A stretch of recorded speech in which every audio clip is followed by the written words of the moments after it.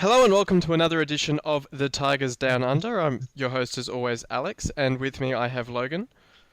Good evening, everyone. And I also have Dan. Hey.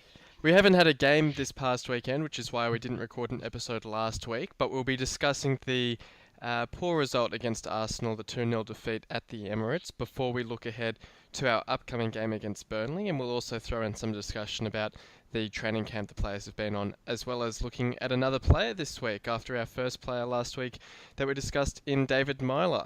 But we'll get started with that Arsenal result, and it was disappointing all round.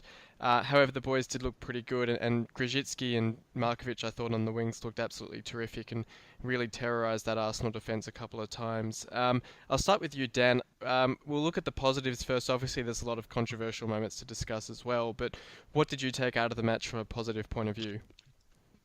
It was good to see the way we played. We really took it to Arsenal, and that was good to see. And we made a few clear-cut chances that, I mean, Nias, if he's in a slightly different position, a foot either side, he might put him away. There was one he only needed to take the chance and make a run towards the goal line in the empty space, and we're 1-0 up. But overall, I thought, the play was really good. It was a bit scrappy throughout the first half, but we did settle into it in the second half and really pushed Arsenal and had them scrambling a fair bit as well. Obviously, great signs to go to the Emirates and play like that. What did you take out of it, Logan?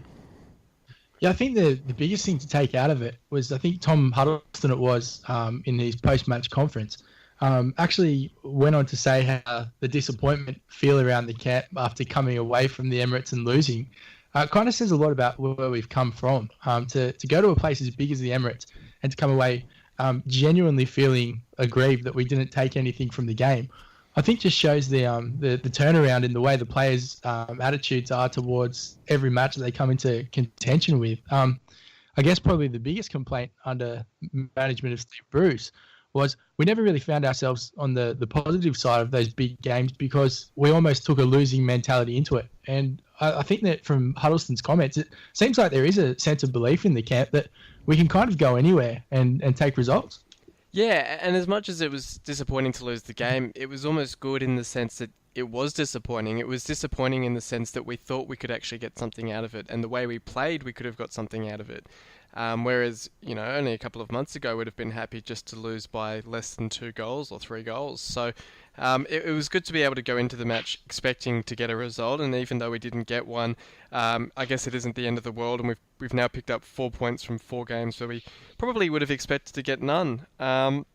But there were obviously a few controversial moments in the game which led to Arsenal's opener, as the incident we'll start with discussing. Before, obviously, there were 2 red card incidents, you could say, where the referee perhaps made the wrong decision, which we'll talk about in a second. But I'll start with the opening goal for Arsenal, which was the Sanchez goal, where the ball does go in off his hand, and referees have sort of discussed this, and there does seem to be this interesting interpretation from the referees where they say, well, technically it's not a handball, but because it's a goal that's decided by the player's hand, it shouldn't be given.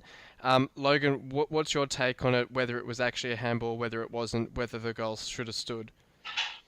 I think there's no way that the goal can stand when the last point of contact is off the attacking player's hand. I think that is where the kind of contentious idea that ball to hand handball exists. But in an attacking position, I just can't fathom how something like that can be even plausible.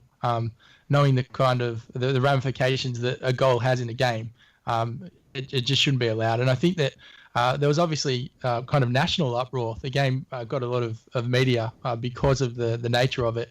And Clattenburg was slated to the point where he obviously, from all reports, even went and apologised to the City players at half-time, which kind of shows that I think the error in judgment from him that he accepted. And how about you, Dan? What was your take on the incident? I thought it was clear-cut handball from my perspective. I think the only thing, obviously the refs couldn't get a clear view on it. Otherwise, you couldn't see any way that they couldn't call it with.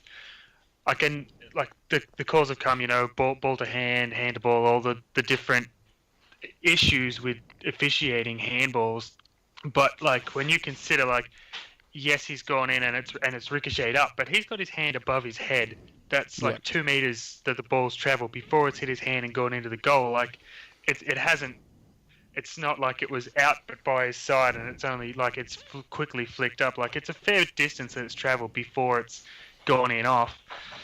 The other thing I think, this sort of incident sort of highlights that and brings to the forefront again the talk about bringing in video review and things like that. Yeah. Whether you, as a captain of your team, like I think it's in cricket or whatever, you can have three appeals or 3 reviews, or whatever in the game or something. And in that situation, you can go, Huddlestone can go up and say, you've got to watch this. Like that's a handball, and they go away and it slows the game down, but they have a look and they get the decision right at the end of the day. And I think that's something that, they are looking at it, and it's supposed to be trialed in the MLS, I think, in the next preseason or something. But yeah, it's a tough one. Like I do feel for referees at times like this when those, like I don't know. It's a hard one.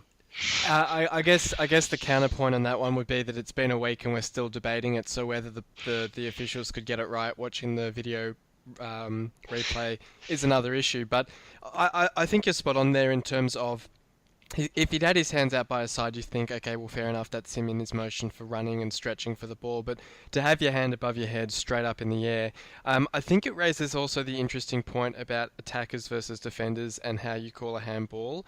I think when it's a defender, funnily enough, they seem much more willing to give the handball decision, even though that seems to have a much more significant impact on the game, obviously because it leads to a penalty and perhaps a goal.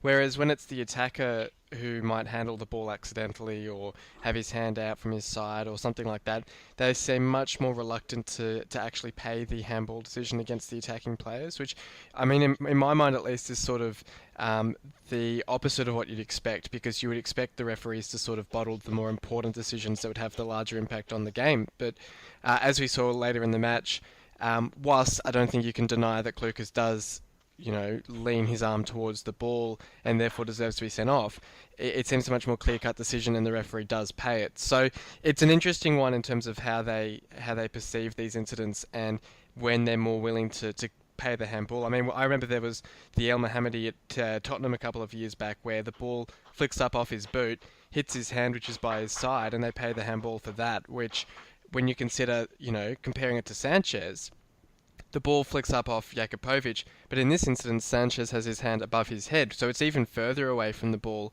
than El Mohammadi's and in a more unnatural position, etc.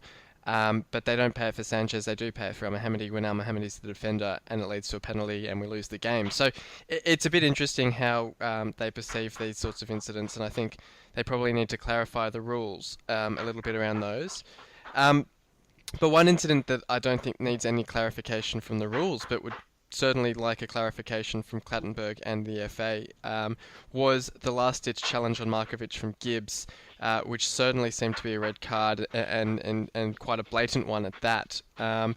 Two aspects of this. First of all, the incident itself, and then also the fact that we drew an FA charge for misconduct for asking Clattenburg why it wasn't a red. So I'll start with you, Logan, because I know you had a bit of an opinion on this one. It's disgraceful. I think that Clattenburg, having already known what had happened previously in the first half and being in to apologise, probably had some kind of guilt or somewhat shame in the sense that he knew he was having a stinker. The fact that it has been compounded on top of that with the horrible handling of the Markovic decision, which, by the way, in real time, I didn't think there was all too much grounds to warrant the red until I saw the replay. And the more times I watched the replay, the more disgusted I became at just how remarkable it was that Gibbs was able to stay on the field. Compounded I think that the assistant again, ref at least be able to have a good perspective of that. It was so clear-cut that it really defies logic that they could arrive at the decision without, as you mentioned, without the assistant ref even being able to offer some form of advice. Everybody seems to have an opinion on it. none more than Jeff Stelling as well, who was quite enjoyable to watch actually, with his response towards the incident.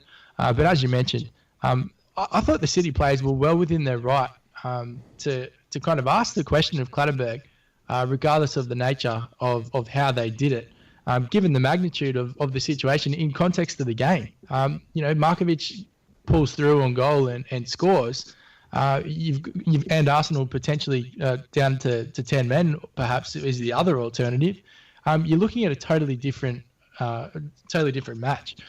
So it was very disappointing to see the fact that it was then compounded with a charge from the FA, made things even worse, particularly when some City fans will feel extremely aggrieved having watched the replay of the penalty decision awarded when Tom Huddlestone scored in the second leg of the League Cup against United, in the manner that the United players gathered around the referee.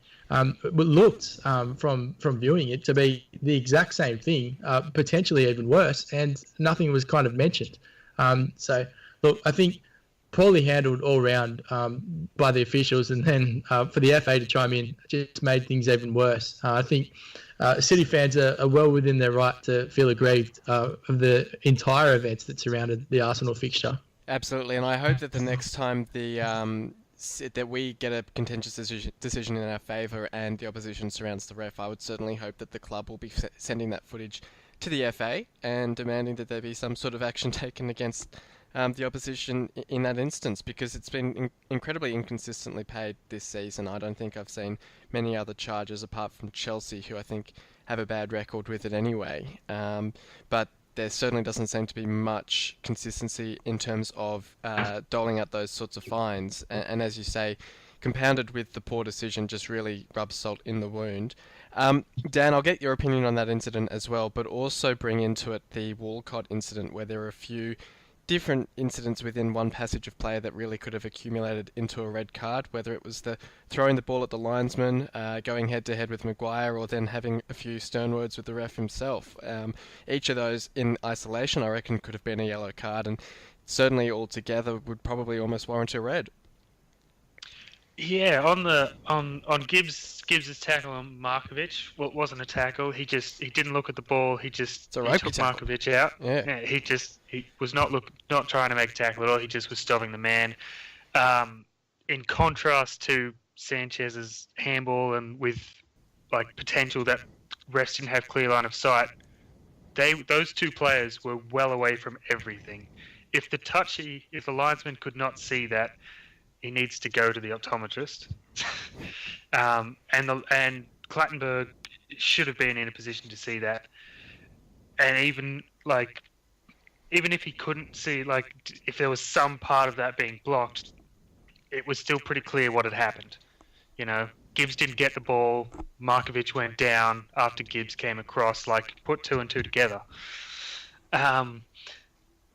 I don't really want to go too much further into that. On the fines, though, yeah. So as Logan said, it's pretty disgraceful, and you see it every week. Every time there's any sort of a red card or a penalty or some sort of game-changing decision, captain and all the players around it, they rush the referee. And I agree with the FA that is not. It's not a good image. It's not what you want to promote to the public, but you've got to be consistent if you're going to enforce that, and that's the biggest thing. On Walcott and all that. Oh, geez. I don't know how you can. So I've seen people kick the ball away in frustration and get given a yellow card, and that's just at no one. I've never seen anyone direct anything remotely violent towards a referee and not being sent off, on top of the dissent and trying to go at Maguire. It's, as you said, Alex, the accumulation of all those three things bunched together. I'm honestly pretty surprised that Walcott lasted the 90 as well.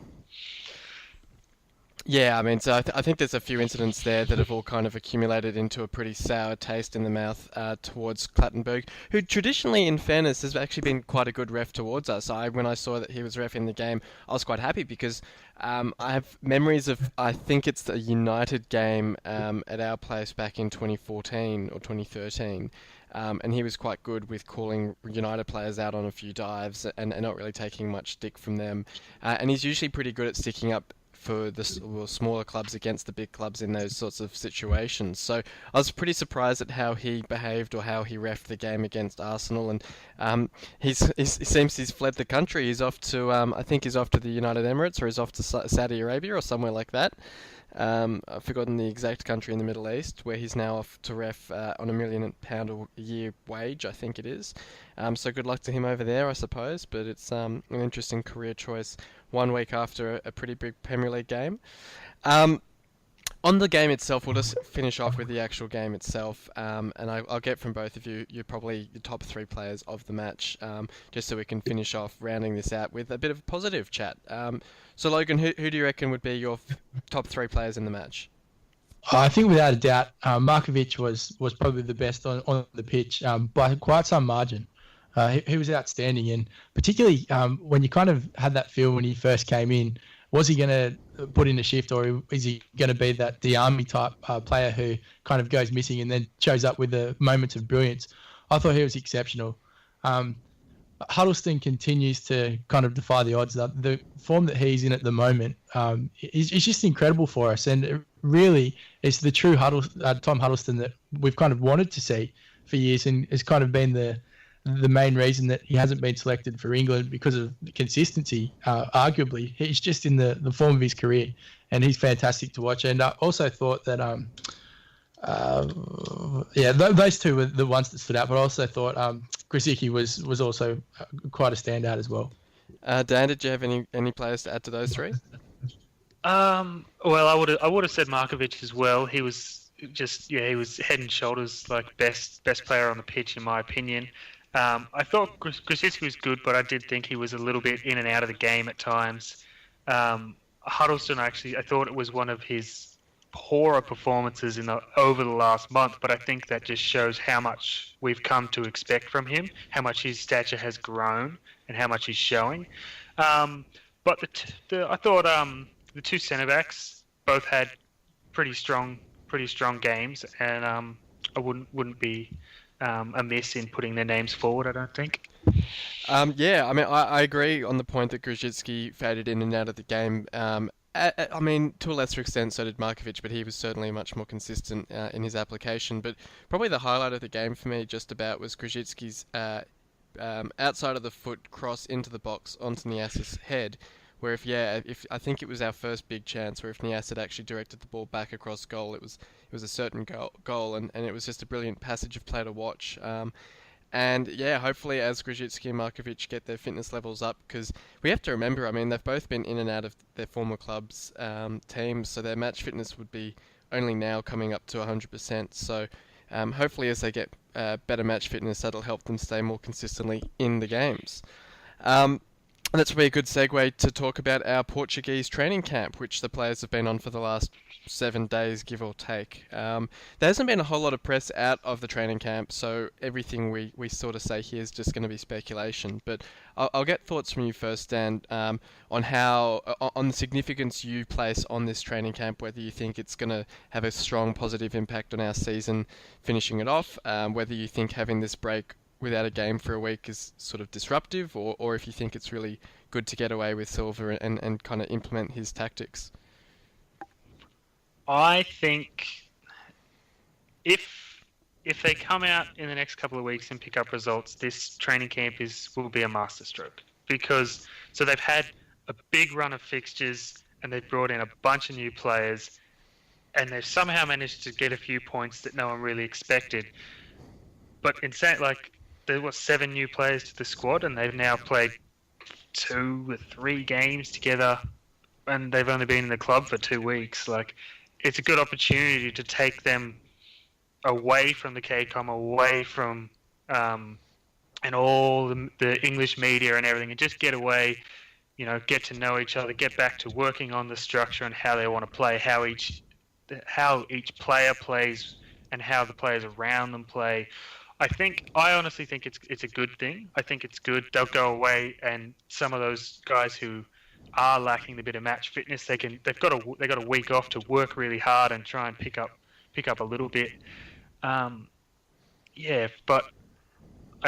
I'm not. I mean, as you said, like we don't really know much about it, so it's hard to say. But I think like from what I imagine they would be doing over there, it would be a lot of team bonding sort of stuff. They'd be getting to know everyone would be getting to know each other a lot more, so they can continue to build from the foundations that they've already laid. Yeah, I think I saw Ranocchia put out a tweet the other day, incidentally on his birthday, saying that they'd been doing double sessions. So it sounds like they're getting pumped pretty hard, but I certainly hope that they're also getting a bit of rest and recovery in, because the last thing we'd want really would be the players getting pumped hard and not really getting any sort of recovery, and then coming back and hitting the ground running in games and tiring themselves out. But Logan, we've seen FA Cup mixed results over the last few days for our relegation rivals. I mean, Leicester getting knocked out by Millwall was certainly encouraging to see in terms of their morale taking further hits. We also saw Burnley losing to Lincoln City, which, funnily enough, I saw it pointed out, I think, by Rick, that Burnley were playing Lincoln. Lincoln have North Ferriby next, whereas Burnley play us. So it's a bit interesting to see the gulf in talent in that perspective. And then Middlesbrough only just creeped past, I think it was Oxford, 3-2. So it's almost a blessing in disguise that we've been knocked out of the FA Cup, and we've had this chance to go away. Yeah, in many degrees it is. But I also think that complacency is a huge issue. If we are to look at the Premier League table, we'll still find ourselves sitting in 18th position. And whilst there does seem to be a renewed attitude under Silva and a renewed kind of sense of confidence amongst the players and the fans, I still think that until we're mathematically safe, there is a very obvious job to do. And I think that nobody's under any illusion as to, to just how large a task that still is. So whilst it is kind of nice to see Burnley and Leicester and Borough all kind of falling by the wayside and struggling to get their own results, I think that different competition, it's very hard to read too much into all of that. And it is, I think, a great time for the training camp to come along. And for Marco Silva, I think would be relishing the opportunity to have that break and to have that time away from what has been an incredibly silly season since he first signed with the club. Yes, it'll be interesting to see how the boys recover and play against Burnley. It's interesting to note that when we were in a relegation battle 2 seasons ago under Steve Bruce, that he actually went on a holiday when we had a similar gap in our season due to the FA Cup. So it's interesting to see the contrasting tactics of the two managers and how they're dealing with the relegation battle that we're in. So hopefully it pays off, and hopefully come the end of the season we've seen the dividends of this trip. But we'll move on then and talk about this next game that we've got coming up against Burnley. So last season when we played them at home, we did it just after Christmas, and talking about having these training sessions, we had the day off on Christmas Day for the players, whereas Burnley trained on Christmas Day. And I remember there was a bit of sense of unease that perhaps they would be more up for the game, they'd be more prepared, and yet we won 3-0. So it comes back to this sort of discussion of, differing tactics can work sometimes, different strokes for different folks, that sort of thing. But I'll start with you, Dan. Obviously, Burnley have been have quite a good record against us, have the wood over us in many aspects over the seasons, especially in the Premier League. But how do you see this one panning out at home? Look, I think this game is now, given the result that they had in the FA Cup, now becomes a real danger game, because they're going to come out with a point to prove. Like it's a pretty shocking and a bit embarrassing for their players, and some of the stuff, what Joey Barton and all his antics and whatnot. So they're going to come out with a point to prove, and it's a game that we have to win. There's no ifs and we have to win this game. It's going to be a tough one, but I think we can do it if we play the way that we have been playing. We play the way we like. we perform how we attack the way we attacked Arsenal, if we attack Burnley like that, I can't see any result other than us walking away with the 3 points. Particularly, I mean, Burnley have such an awful record away from home. I think they've only picked up 1 point all season. Logan, how do you see this one unfolding? And obviously we've got a suspension to deal with in the form of Klukas. Do you think it's basically just a straight swap for someone like Evandro, perhaps? Yeah, I think it will be a straight swap. I think Evandro will come straight into the team. As you mentioned, they have been somewhat of a banana skin for us in recent times. But looking at the league table at the moment, it's quite a strange position that Burnley would be chuffed to be sitting in 12th position and relatively safe. I don't think that Burnley fans or the Burnley staff would even consider themselves in a relegation battle, and I think that they will avoid it quite comfortably. Obviously, the factor that concerns me the most is the fact that there's Robbie Brady and George Boyd may feature for them as well. So, bearing in mind that in recent times, anyone who's played for City who plays against City tends to score against us. So I think that's something worth being wary of. But to be perfectly honest, I've got very high hopes for this game, and I think that on the back of the Portugal training camp, I think we'll be fresh, and I think we'll be up for it. And I think it will be a game that we'll do quite comfortably. Do you think, you've touched on there that Burnley supporters wouldn't think of themselves as being in a relegation battle. Do you think that will play into our hands a little bit? Do you think Burnley might go into the game a bit complacent? I don't think that any Sean Dyche-led team will ever head into a game too complacent. I think that, to be fair, I watched the match when Lincoln played them, and I thought Lincoln were fantastic. I don't think Burnley were all that poor. They obviously lack the quality in the final third. But everyone kind of has those days, particularly in those tricky cup ties when you're playing against teams that you don't know all too much about. So I think that Burnley won't be complacent by any stretch of the imagination, and they will be difficult. But I just think that the feeling around the KCOM at the moment is one that I kind of just demands us to go out and really stick it to them. But one player who might be key in any chance of victory in this one is Tom Huddlestone, who is our player of the week that we're going to discuss now just before we sign off. And I wanted to get both your thoughts on him. He's obviously been quite a star in our midfield since he joined the club back in 2013 for, at the time, a club record fee, which funnily enough I suspect was just higher than the fee we paid for Jimmy Bullard, quite intentionally to get Bullard off the top of the list. If I said to you guys, if we did a bit of an over-under here just to see your perception of how many games he's played for us, if I said the number 150, do you reckon he's played more games in all competitions? If I said 150, would you reckon he's played more games than that for us or less games than that? I'm going to say just under. Yeah, I would say under as well. He's played just over. He's played 152 games for us in all competitions, which is quite incredible when you think that's a fair few games of football, and it makes you realise how long he's actually been around the club. But I think in all that time he's scored just the 5 goals. I think there's the one against Sheffield United in the FA Cup semi-final sticks out the most, obviously, other than that Fulham goal. But I'll get from both of you your thoughts on him. I mean, Logan, what would you say is the highlight of his time at City? I think that goal against Sheffield Wednesday was Sheffield United rather in the cup semi at Wembley was probably my most memorable Tom Huddlestone individual brilliance moment because he is kind of one of those unassuming players that he isn't known for scoring too many spectacular goals, although he does have a few to his name, particularly in his time at Tottenham.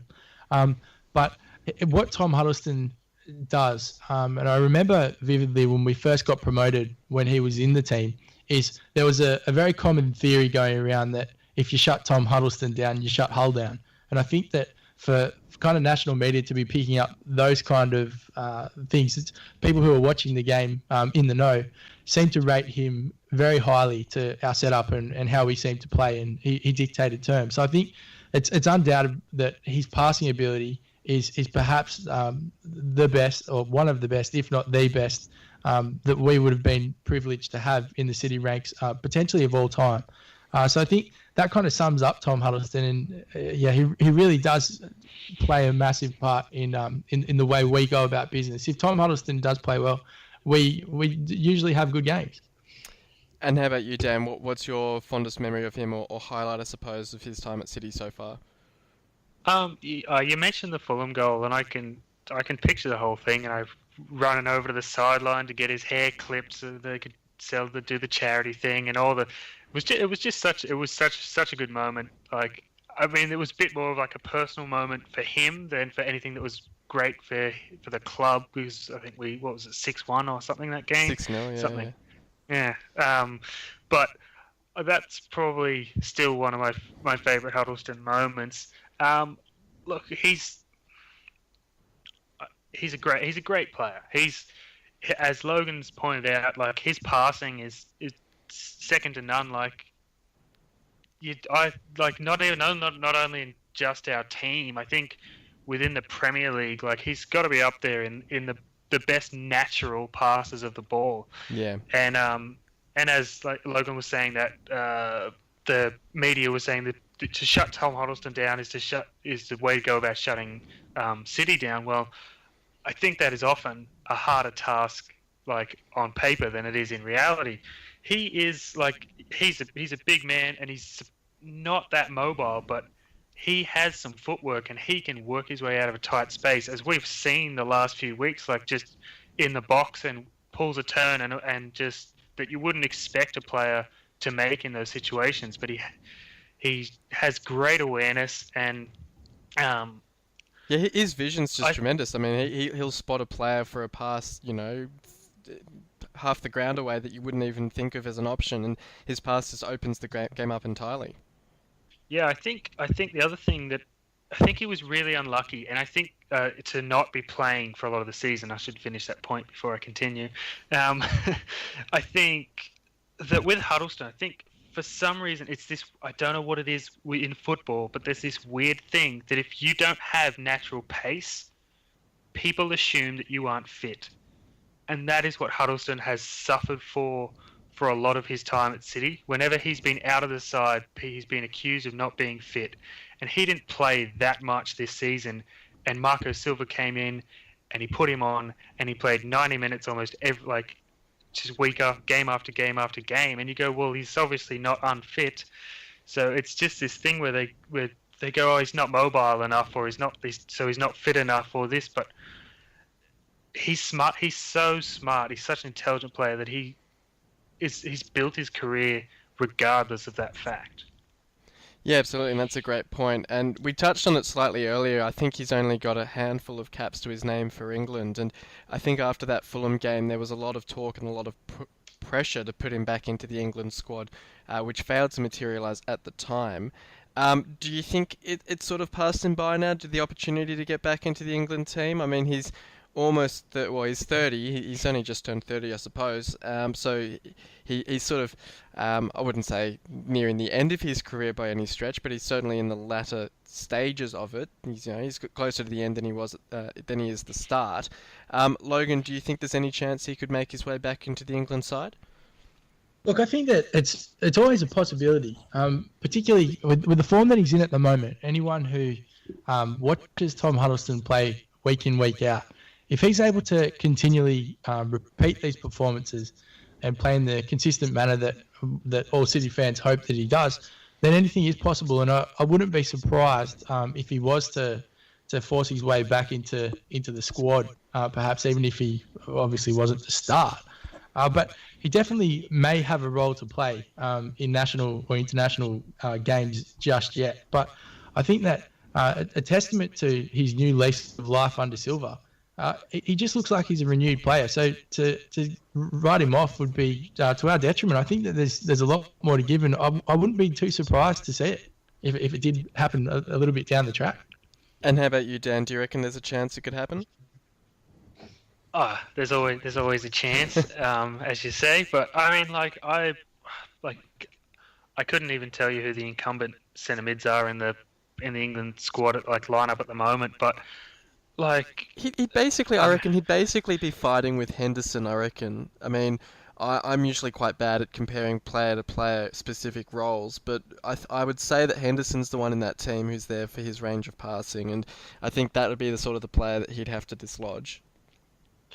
Yeah, well, I mean, Henderson's not a bad player, so, but no, I mean, it's entirely possible that Huddlestone could force his way in. Yes, he's a little bit older, and it's been a little while since his last cap, but I mean, all it takes is an injury or, anything, really, and then they're looking for another centre mid, and you go, well, who are the form centre mids in the competition at the moment? Who are the form English centre mids? And Huddlestone stands out pretty well. Yeah.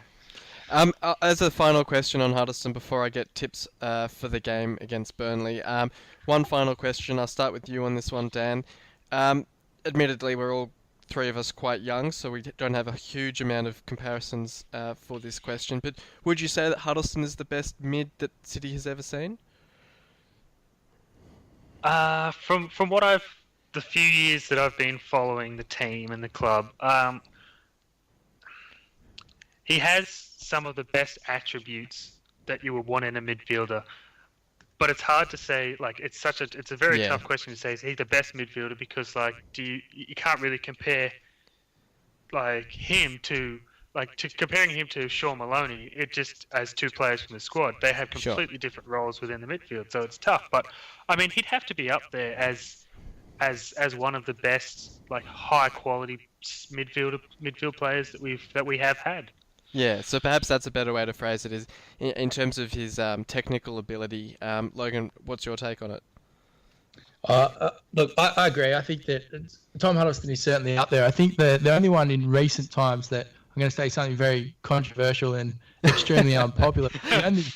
The player I mentioned earlier, I suspect.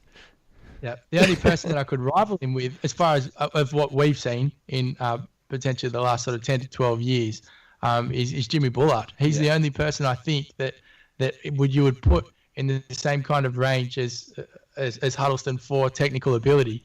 And don't get me started on the rest of Jimmy Bullard's downfalls. I would much rather have Tom Huddlestone in my squad than Jimmy Bullard. But if the question is as it stands, then I think that his name would have to be mentioned, which is somewhat like talking about Lord Voldemort and Harry Potter these days around the City faithful. Yeah. Well, I'll wrap things up then and get tips from both of you for the game, and I'll start with you, Logan. I think City are going to do this one quite comfortable, and I wouldn't be surprised to see if it's a repeat of the odd 3-0. And Dan? I reckon just a nice clean 2-0 clean sheet. Well, I'll go slightly less than both of you because I reckon with Burnley it's always a pretty typical 1-0 sort of affair, but I still reckon we'll edge it, so I'll go with 1-0 to City. So hopefully we can get the result on the weekend. It sounds like we're all pretty positive, which is always a nice change of things from a few months ago when it was all doom and gloom. But thank you for coming on, Logan. Not a problem. And thanks for coming on, Dan. No worries, mate. Thanks everyone else for listening in. We'll be back this time next week to review the Burnley game and to look ahead to next week's game. But until then, come on City! You've been listening to the official Hull City Australia podcast. For more discussion, join us on Facebook in the Hull City AFC Australian Supporters Group or follow us on Twitter at Hull City AFC Oz. The music was created by Amber and Black.